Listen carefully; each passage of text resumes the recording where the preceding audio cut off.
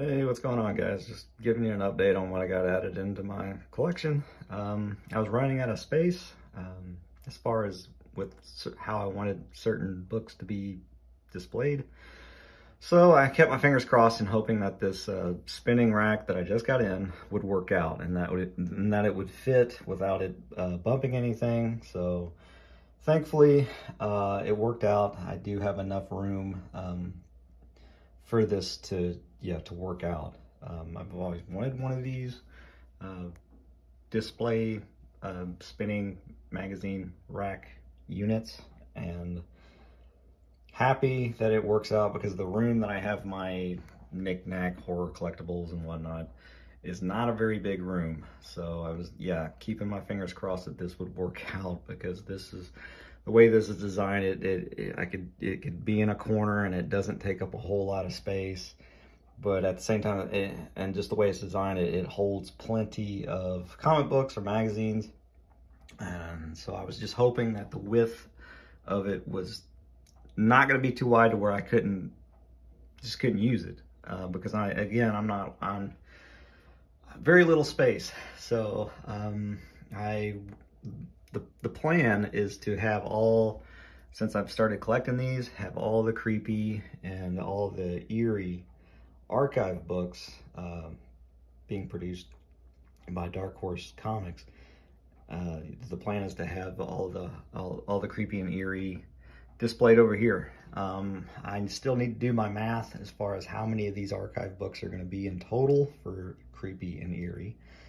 I do know that it's like 5 volumes in one book, and these are not small books. They've got some thickness to them. So we'll see if I'm gonna be able to fit all of Creepy and all of Eerie on this thing. I don't think so. If that's the case, that I can't. I do have another bookshelf that I could store the others, or display the others in another bookshelf if it doesn't work out. Because Creepy and Eerie, as you know, are just like endless. There were so many volumes. But with the archive books, it's great because it doesn't take up a lot of space, and like I said, you get 5 issues in one book. So I just have to do my math in total and just see what eventually it's going to look like, and the weight of the whole thing. If this spinner rack, it's made well, but as far as the weight overall, I don't know how much weight this thing can personally take.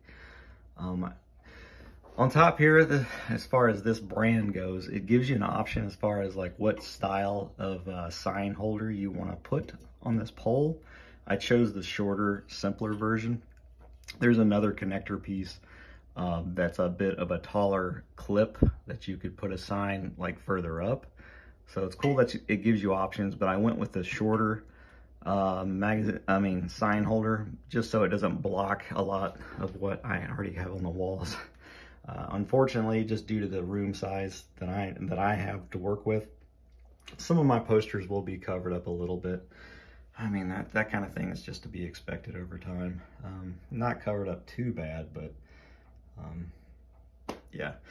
Anyway, that's just an update for me. I'm glad I'm able to fit this spinning magazine rack in here and have it all just kind of work out. So that was a blessing. And yeah, glad to jump aboard and get to learn some more from what Creepy and Eerie have to offer. I'm really new to those horror comics or fantasy comics and stuff, so complete newbie to that stuff. So what you see here is all of what I've only experienced so far. The Eerie, I believe each one has like 5 issues in one book, so that's very nice. The only downside with collecting these archive comics, as you guys know, are that they're all in black and white.